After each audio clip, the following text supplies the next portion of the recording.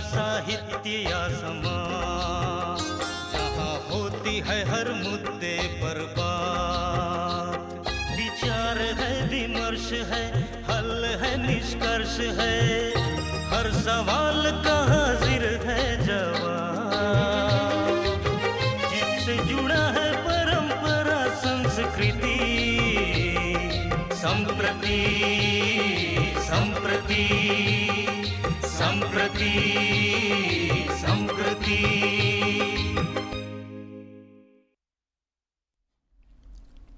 नमस्कार, मैं हूं रवि प्रकाश और यह कार्यक्रम है संप्रति। हम सब लोग जानते हैं कि भारत में चुनाव हो रहे हैं और क्योंकि चुनाव देश में 5 साल के बाद होता है तो कई तरह की बातें लोगों के दिमाग में चलती रहती हैं। उनके कुछ मुद्दे होते हैं, उनकी कुछ अपेक्षाएं होती हैं और इन सब पर बातचीत करना ज़रूरी भी है। तो आज के इस कार्यक्रम में बात करना चाहते हैं जो चुनाव है इसमें पत्रकारों की भूमिका पर, जो पत्रकारिता हम करते हैं या जो पत्रकारिता हो रही है आज के समाज में, आज के ज़माने में, वो किस तरीके की पत्रकारिता है और कैसी हमें करनी चाहिए। और इस विषय पर बात करने के लिए मैं 2 खास मेहमानों को बुलाया है स्टूडियो में। हम स्वागत करते हैं झारखंड के 2 वरिष्ठ पत्रकारों का, डॉक्टर विष्णु राजगरिया और अनुज कुमार सिन्हा का। आप दोनों ही लोग का हमारे कार्यक्रम में स्वागत है।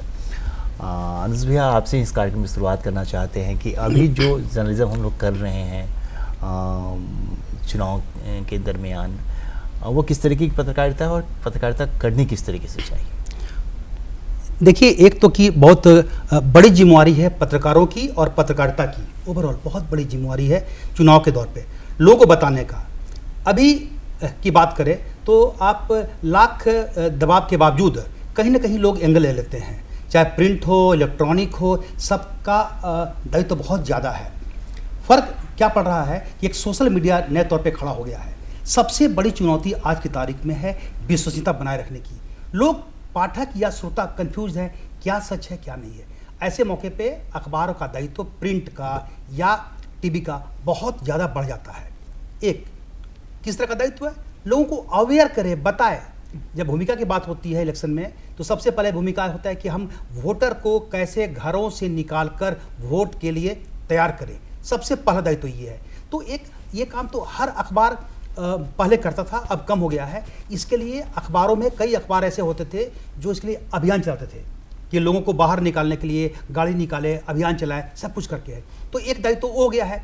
दूसरा दायित्व है कि आपको सच दिखाना है, सच लिखना है।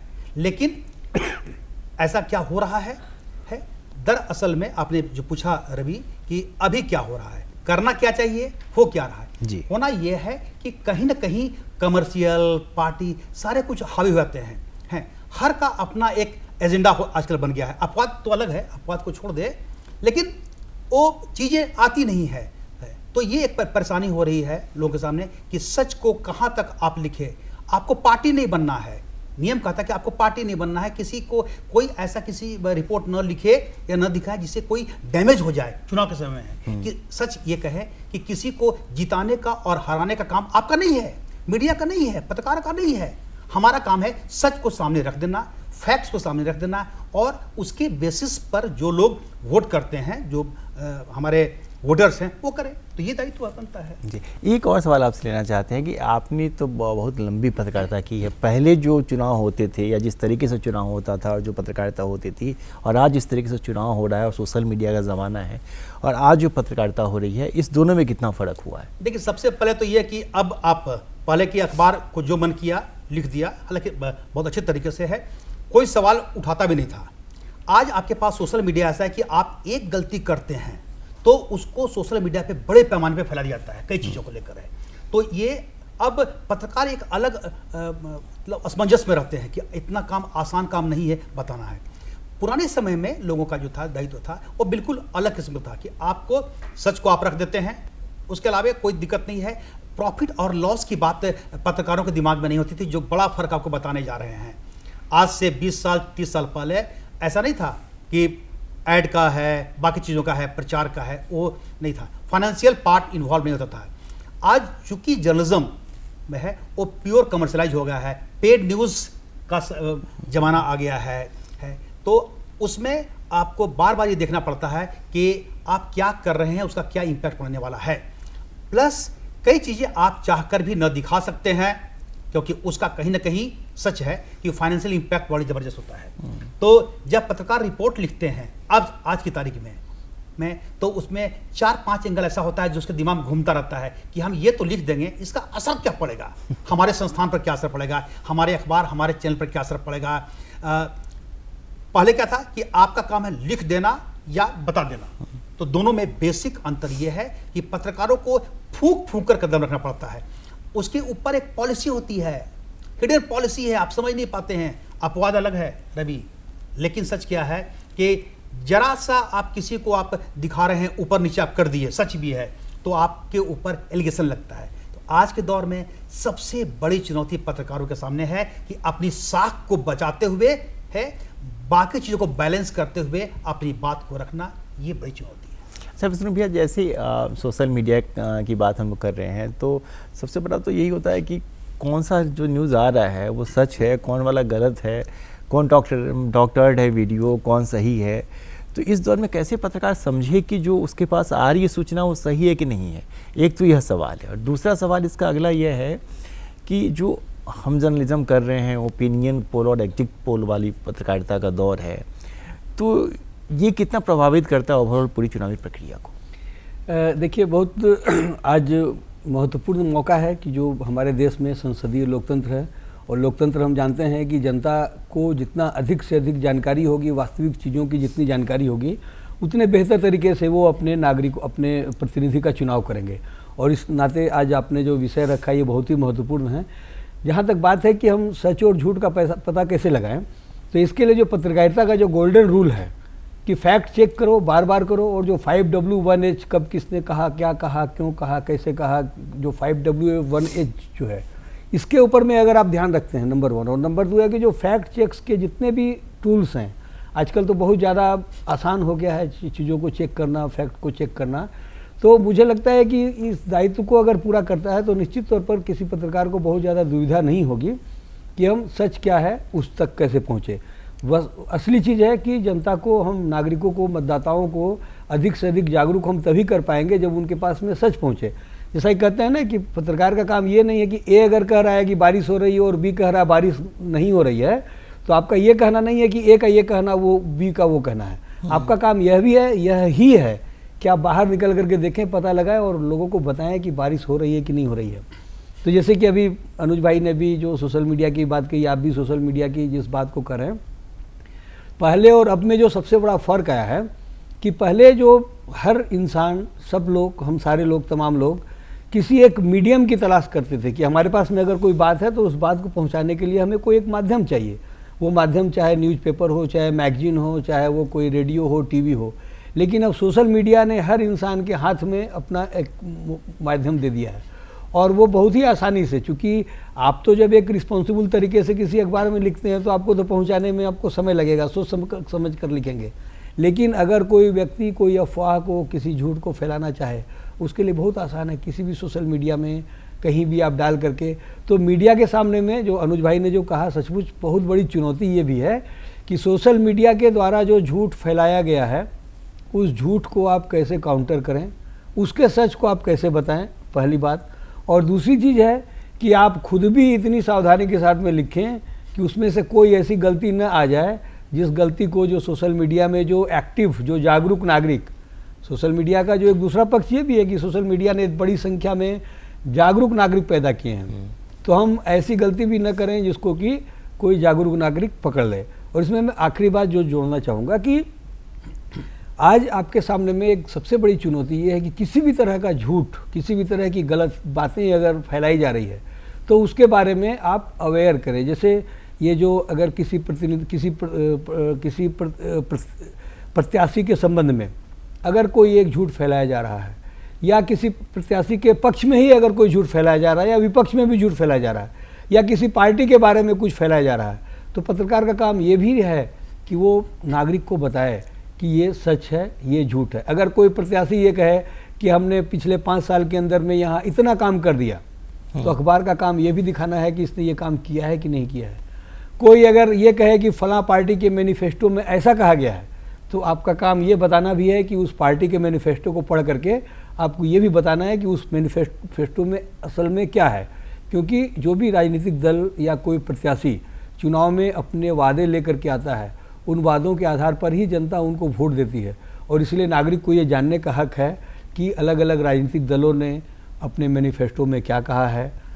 अगर वो कोई ऐसा प्रत्याशी है जो पिछले 5 साल या 10 साल से आपके यहाँ सांसद या विधायक है, तो उसके 5 साल और 10 साल का उसका परफॉर्मेंस क्या है, इन सारी चीज़ों को देखना। और इन सारी चीज़ों के आधार पर पत्रकार का काम ये नहीं है कि हम किसी को प्रेरित करें कि इसको वोट दो या मत दो। पत्रकार का काम उनको सच बताना है। नागरिक का काम ये है कि उस सच के आधार पर वो अपना निर्णय ले, एक स्वतंत्र और निष्पक्ष मतदान करे। एक जो आज के दौर में आरोप लगता है पत्रकारों पे कि भाई अब बायस हैं, और बायस बहुत हद तक जाकर आप हैं, तो वैसे में सवाल उठता है ओपिनियन पोल पे, एग्जिट पोल पे, कि जो ओपिनियन पोल करके आप कहा जाता है कि आप माहौल बना देते हैं। एग्जिट पोल कई बार सीधा उलट हो जाता है, जो हम दिखाते हैं या जो चैनल्स पे आता है वो नहीं होता है रिजल्ट एग्जैक्टली। तो ओपिनियन पोल और एग्जिट पोल के दौर में ये आप दोनों लोगों से सवाल है कि इस दौर में क्या ये बायसनेस है या ये पत्रकारिता है, तो ये वाली पत्रकारिता कैसे की जाए? देखिए, ओपिनियन पोल मेरी नज़र में तो पूरी तरह से अनएथिकल और अनडेमोक्रेटिक है। क्योंकि आप ओपिनियन पोल के नाम पर, सबसे पहली चीज़ तो ये है कि जो ओपिनियन पोल का जो सिस्टम जो पश्चिमी देशों में जो शुरू हुआ था, जिसको गैलप पोल कहा जाता था, तो वो एक साइंटिफिक तरीके से एक बड़ा डाटा ले करके और उसके आधार पर किया जाता था। लेकिन अब जो ओपिनियन पोल होते हैं वो ज़्यादातर ओपिनियन पोल किसी न किसी के पक्ष में और किसी न किसी के विपक्ष में माहौल बनाने के लिए किए जाते हैं। और ये पूरी तरह से अनएथिकल है कि एक समय पे जब आपके देश के जो करोड़ों नागरिक हैं वो विचार कर रहे हैं, मन बना रहे हैं कि किसे हम वोट दें, किसे नहीं दें, किसे जिताएं, किसे हराएं, किसे अपना प्रत्याशी चुनें, ऐसे समय पे आप अचानक से अपने टीवी चैनल के ऊपर में या अखबार में आप एक माहौल बनाते हैं कि साहब ये जीत रहा है, वो हार रहा है। तो जब वो जीत रहा है, वो हार रहा है, तो हमारी ज़रूरत क्या है फिर? हम मतदाता होते कौन है? तो अखबार होता कौन है या कोई भी टीवी चैनल ये बोलने वाला होता कौन है? नंबर 1।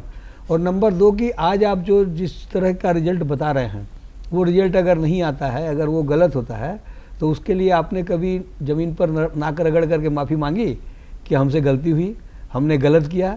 तो आपने जो नागरिकों को, मतदाताओं को कन्फ्यूज किया, और ऐसा करके आपने जो लोकतंत्र की जो स्वाभाविक प्रक्रिया है उसमें हस्तक्षेप किया। तो मुझे लगता है ये पूरी तरह से अनएथिकल और अलोकतांत्रिक है। और भारत सरकार जो निर्वाचन आयोग है उसको इस तरह की सभी तरह की जो चंडू खाने की गप है, इसके ऊपर में 100% रोक लगा देनी चाहिए। भैया, जो एग्जिट पोल होता है कई बार तो वो ठीक होता है, कई बार उससे एकदम उल्टा हो जाता है। वो एग्जिट पोल कुछ और दिखा रहा होता है, रिजल्ट कुछ और आता है, तो इसको कैसे बैलेंस किया जा सकता है? दोनों मैं विष्णु जी के बात से बिल्कुल सहमत हूँ। ये आप इतनी बड़ी आबादी, इतने सारे वोटर्स, 100 करोड़ की आबादी है, आप एक एक लोकसभा में लगभग 20 लाख 25 लाख तक आपके पास वोटर होते हैं। उसमें से आप कितने लोगों को चुनते हैं? तो सैंपल साइज जो होता है वो बहुत छोटा होता है। जब सैंपल साइज छोटा हो सकता है तो आपका एक्यूरेसी लेवल बहुत खतरनाक वो हो नहीं सकता है, तो उसके आधार पर आप निकाल सकते नहीं है। सच क्या है? सच यही है, अधिकांश में है कि लोग बैठे बैठे तय कर लेते हैं कि इस बार क्या दिखाना है, किसको आगे बढ़ाना है, किसको पीछे बढ़ाना है और वो आ जाता है। सबसे बड़ी जो चिंता की बात है कि लोगों की जो स्मरण शक्ति है वो बहुत कम होते जा रही है। कि इस बार देख रहे हैं आप ना कि एग्जिट पोल हो या ओपिनियन पोल हो, है वो गलत साबित हो गया है, कहीं से मैच नहीं कर रहा है। तो इसका अर्थ ये हुआ कि आप में कहीं गड़बड़ी थी, आपके कैलकुलेशन में या आपके एटीट्यूड में कहीं न कहीं गड़बड़ी भर थी।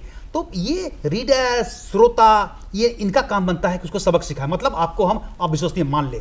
आपके अगला चुनाव 5 साल के बाद आता है, 5 साल के बाद आप भूल जाते हैं कि पिछले चुनाव में इसका क्या रोल था। सच ही है।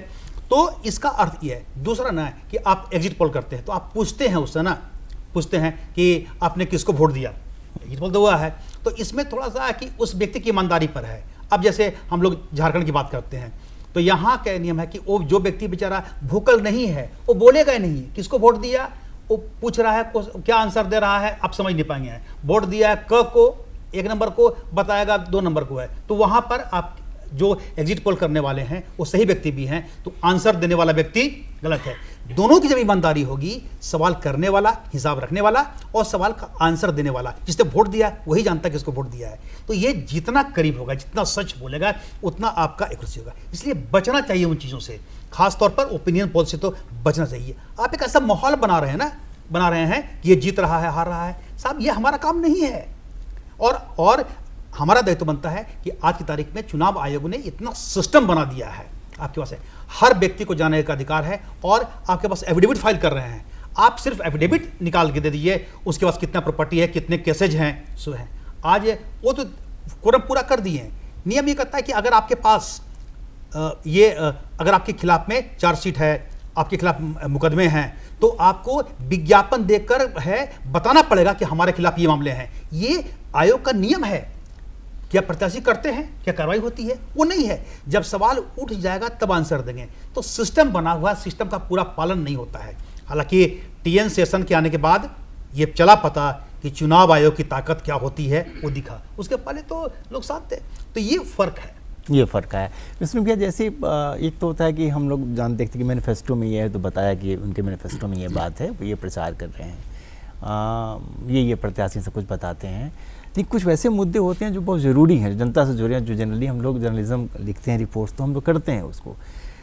तो क्या आज हम ये बता पा रहे हैं कि मुद्दे ये हैं जो आपके मैनिफेस्टो से गायब हैं और ये आपके मैनिफेस्टो में होना चाहिए? जैसे हेल्थ का, जो स्वास्थ्य का अधिकार है, राइट टू हेल्थ, या इस तरह के और भी जो दूसरे मुद्दे हैं, क्या ये मुद्दे हैं, क्या हम कंपेल कर पा रहे हैं आज के दौर में? और अगर हमें करना हो तो हमारे लिए बीच का रास्ता क्या होगा पत्रकारों के लिए, कि उन पर बायसनेस का आरोप भी न लगे और वो सही बात लिख या दिखा भी सकें? निश्चित तौर पर बहुत अच्छा सवाल किया आपने। मुझे लगता है कि मीडिया की जो सबसे बड़ी भूमिका है चुनाव में, वो यही है कि मुद्दों के ऊपर में बात करें, कि जनता के ऐसे क्या मुद्दे हैं जिन मुद्दों के ऊपर में नागरिकों का अधिकार बनता है कि वो प्रत्याशियों से पूछे, पार्टियों से पूछे।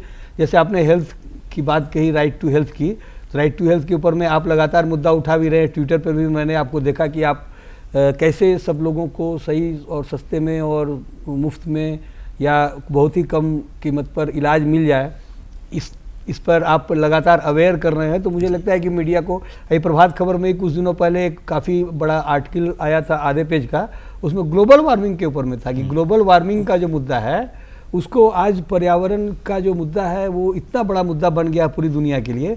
हम अपने बच्चों को कौन सी दुनिया छोड़ करके जा रहे हैं? मुझे लगता है कि हम ही लोग इसी रांची में पिछले 5 साल 10 साल के अंदर में जितनी ज़्यादा गर्मी बढ़ गई है, और आज अभी दोपहर के समय पे आप अभी इस महीने में आप कहते हैं कि हीट वेव चल रहा है, 40 डिग्री सेल्सियस टेम्परेचर था। तो जैसे आपने जो मुद्दों की बात करी, तो प्रभात खबर में इस चीज़ को उठाया गया था कि जो ग्लोबल वार्मिंग का इशू है वो कहाँ, उस पर कहाँ डिस्कशन हो रहा है। अभी कितना आसान हो गया है किसी भी राजनीतिक दल के लिए, किसी भी नेता के लिए, किसी भी पार्टी के लिए, कुछ भी आप जिस भी क्षेत्र में रहते हैं उस क्षेत्र का कोई भाषा का मुद्दा उठा दीजिए, आप उनका कोई जाति का उठा दीजिए, धर्म का उठा दीजिए, कोई भी बहुत ही मामूली छोटे मोटे इस तरह के सवाल उठा करके और आप चले जा रहे हैं चुनाव में, और चुनाव भी लड़े जा रहे हैं और लोग वोट भी दे रहे हैं। जबकि पत्रकार का ये दायित्व बनता है कि वो इस तरह के जो गंभीर सवाल हैं कि हमारे बच्चों की पढ़ाई कैसी होगी, हमारे बच्चों को शिक्षा कैसी मिलेगी, हमारा हेल्थ का क्या होगा, हमारा ग्लोबल वार्मिंग कैसे चलेगा, नौकरी का क्या होगा, महंगाई, बेरोजगारी, इस तरह की चीज़ों के ऊपर में अगर मीडिया अगर नागरिकों को सचेत करेगा और नागरिक के मन में इस तरह के सवाल अगर प्राथमिक होंगे, तब जो प्रत्याशी हैं उनको भी गंभीर होना पड़ेगा और उनको भी तब उसको लेकर के कुछ कमिटमेंट करना पड़ेगा। हमने देखा बहुत सारे ऐसे क्षेत्रों में नागरिकों ने पहल की है, प्रत्याशियों से वो कमिटमेंट लेते हैं, वो कहते हैं कि भाई आप हमारे यहाँ बताइए क्या कीजिएगा हमारे यहाँ, तो कुछ नहीं तो इतना ही कर लेते हैं लोग कि हमारे यहाँ सड़क का लिखवा लेते हैं उनसे कि जब मैं जीत करके आऊँगा तो मैं यहाँ सड़क बनवाऊँगा। तो भले न बन पाए, लेकिन अगर इस तरह का कमिटमेंट आप जैसे ही लेते हैं वैसे ही आप जाति, धर्म, क्षेत्र, जो संकीर्ण चीज़ें हैं, इससे ऊपर उठ करके लोकतंत्र में जो एक जनता का जो स्थान है कि हम अपना प्रतिनिधि इसलिए चुन रहे हैं कि हमारा काम हो, हमारी ओर से वो शासन कर रहा है लोकतंत्र का। तो मुझे लगता है कि एक बेहतर लोकतंत्र बनाने में हम मीडिया की भूमिका होती है, अगर हम मुद्दों की बात करते हैं तो। एक भी आप जागरूकता की बात कर रहे थे कि पहले जैसे अभियान चलाते थे, अभी भी हम देख रहे हैं प्रभात खबर ने, आपके अखबार ने वो सेल्फी बूथ लगाए हुए हैं जहाँ आप लोग तस्वीरें खिंचवा रहे हैं और वो अखबारों में छप रही है तस्वीर वो। जागरूकता के पार्ट में पत्रकार कैसे जागरूक कर पाए मतदाताओं को कि भाई आपको वोट देने निकलना है, क्योंकि अभी जो दो चरणों का चुनाव हुआ है उसमें परसेंटेज काफ़ी कम रहा है, तो कैसे बढ़ा सकते हैं इसको? देखिए, एक तो कि सबसे पहले आपको देखना पड़ेगा, ये संस्थान कर सकता है, कोई व्यक्ति को बड़ा मुश्किल होता है, ये तय हो, एक तरीके से कंपलसरी हो लोगों के मन में है कि हमको ये काम करना है। हम लोगों ने 98 के चुनाव में किया, कुछ नहीं किए, जीप के दोनों ओर में एक कागज ये बांध दिए, बोर्ड बांध दिए और मतदाता जागरूकता अभियान शुरू किए। डुमरिया, गुड़ा बांधा, उस समय सिंहभूम कोल्हान के अंदर में गाँव में गए। उसके बाद तो बड़े पैमाने पर 2014 के चुनाव में बड़ी गाड़ी निकली जिसमें लिखा हुआ था प्रभात खबर का कि ये आपके मापदंड जो फैक्ट्स थे वो आ गया है, कितने मुख्य, उस समय विधानसभा चुनाव था, इतने मुख्यमंत्री ये बने, क्या डेवलपमेंट हुआ, क्या नहीं हुआ, वो फैक्ट्स है। तो लोगों के पास, लोग आपके पास नहीं आएंगे, आपको मीडिया को लोगों के पास जाना पड़ेगा, जाके बताना पड़ेगा देखो ये हालात है, सच है, अब आपको जिसको वोट देना है आप वोट दीजिए। पहला काम हो गया। दूसरा है अखबारों के माध्यम से उनको बताना। दिक्कत कहाँ हो जा रही है, लोग कहाँ पर फंस जाते हैं कि दर्शन नहीं होते हैं एमएलए एमपी के। आज इलेक्शन के समय उजाड़ है, वो व्यक्ति गया वोट मांगने गए और इतनी जल्दी में वो व्यक्ति गाड़ी से जा रहे हैं, हाथ जोड़ते वैसे करके आगे निकल गए हैं, या कहीं एक जगह खड़ा हुए लोग जा रहे हैं। आपके पास मौका नहीं सवाल करने का कि आपने क्या काम किया है।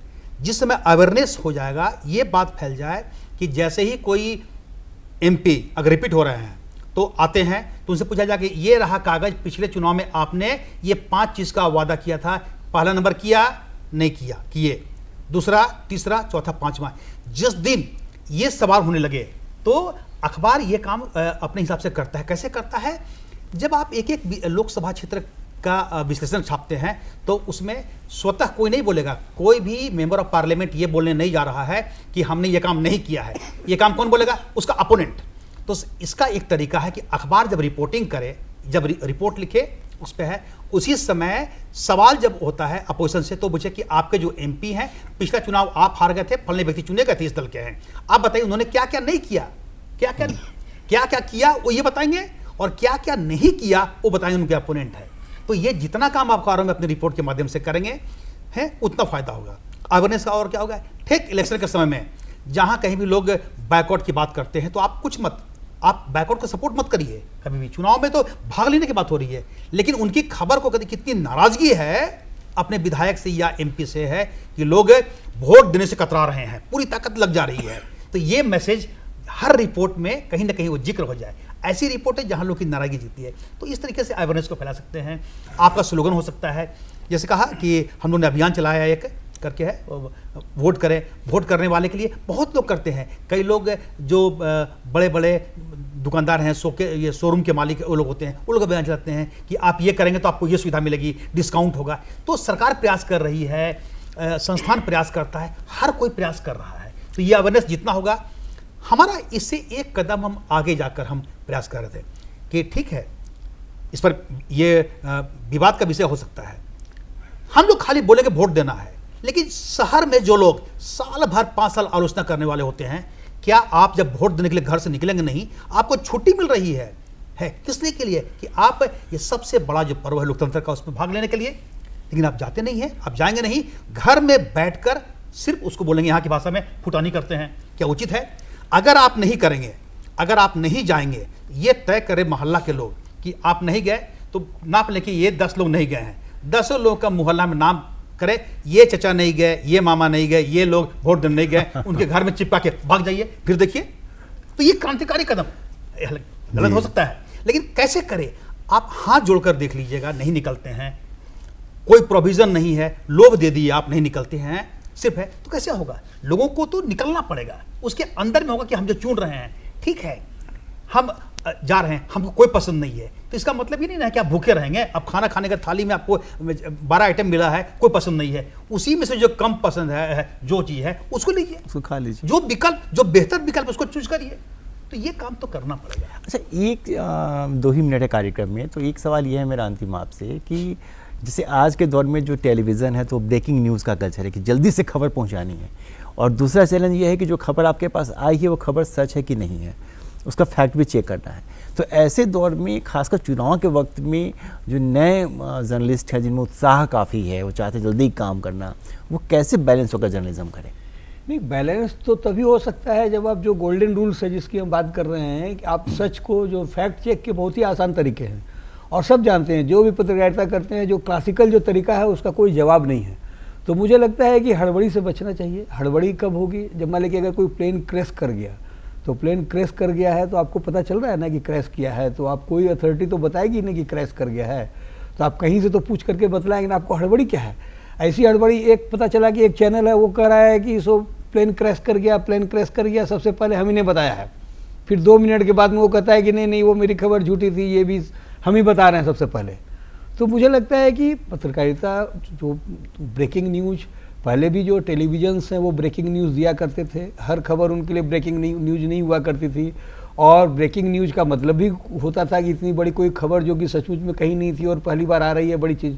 अब तो हर चीज़ को ब्रेकिंग न्यूज़ बता देना और सनसनी फैलाना, मुझे लगता है कि सनसनी फैलाना पत्रकारिता का काम नहीं है। टीआरपी बटोरने के लिए, सनसनी फैलाने के लिए आप कुछ भी दिखाए चले जा रहे हैं, लोगों को कन्फ्यूज कर रहे हैं और जो सच है उस सच को उल्टा करके। और यहाँ तक कि अब तो ये भी हो गया है कि सोशल मीडिया में जो चीज़ वायरल हो रही है गलत चीज़, उस गलत चीज़ को मेन स्ट्रीम का मीडिया जो है वो उस चीज़ को दिखला रहा है और ये नहीं बता रहा है कि वो गलत है, वो बता रहा है कि सोशल मीडिया में ये वायरल है। भाई सोशल मीडिया में अगर ये वायरल है, आप तो सच बताने के लिए हो, आपके ऊपर तो ज़्यादा गंभीर जिम्मेवारी है। तो मुझे लगता है कि पत्रकार को बहुत गंभीर होना चाहिए, उसको ऐसी हड़बड़ी में नहीं रहना चाहिए और बहुत कम समय, अगर वो हड़बड़ी में नहीं होगा, अगर उसका अगर नीयत उसकी अगर सही होगी और अगर वो सही तरीके अपनाएगा तो कम समय में वो ज़्यादा सही, ज़्यादा एक्यूरेट। नहीं लगता, बहुत सही कहा इन्होंने कि लास्ट में आपके पास समय कम अगर है, आप कंफर्म नहीं कर पा रहे हैं किसी कारण से है, तो गलत सूचना देने से बेहतर है न देना। बिल्कुल बिल्कुल, बेस्ट यही उपाय है, न छापे, न उसको टेलीकास्ट करें, ज़्यादा अच्छा है। बनिस्पत के कल माफ़ी मांगते रहें और गुमराह करते रहें। नहीं, अब तो माफ़ी कहाँ मांगते हैं, बस ये गलत है। चलिए, एक अंतिम सवाल मुझे भी आपसे मेरा ये है कि जैसे न्यूज़ लिखते वक्त, क्योंकि हम लोग भी आदमी ही ह्यूमन हैं, तो न्यूज़ लिखते वक्त ओपिनियन जब माइंड में आ जाता है तो ओपिनियन से बचते हुए न्यूज़ कैसे लिखा जाए? नहीं, आप उस समय भूल जाइए कि आपका अपना चॉइस क्या है, एकदम न्यूट्रल होकर आपको करना पड़ेगा। आप वहाँ पे सामान्य तौर पर खड़ा होइए, न्यूट्रल बनकर लिखिए, वही उपाय बचता है। ओपिनियन को किनारे कर दीजिए। इसका भी गोल्डन रूल है, इसका भी गोल्डन रूल है कि आप न्यूज़ को अलग रखिए, ओपिनियन अलग रखिए। इसीलिए समाचार पत्रों में ओपिनियन पेज एक अलग रहता है ना? मुझे आप दोनों का बहुत बहुत धन्यवाद। अगर वक्त होता तो हम और इस बातचीत को आगे बढ़ाते। वोट देने के लिए घर से निकलिएगा ज़रूर। आपके शहर में चुनाव होना है अगले कुछ सप्ताह में, तो वोट ज़रूर दीजिए और लोकतंत्र के इस महापर्व में अपनी हिस्सेदारी कीजिए। मुझे इस कार्यक्रम को रोकने की इजाज़त दीजिए। नमस्कार, धन्यवाद।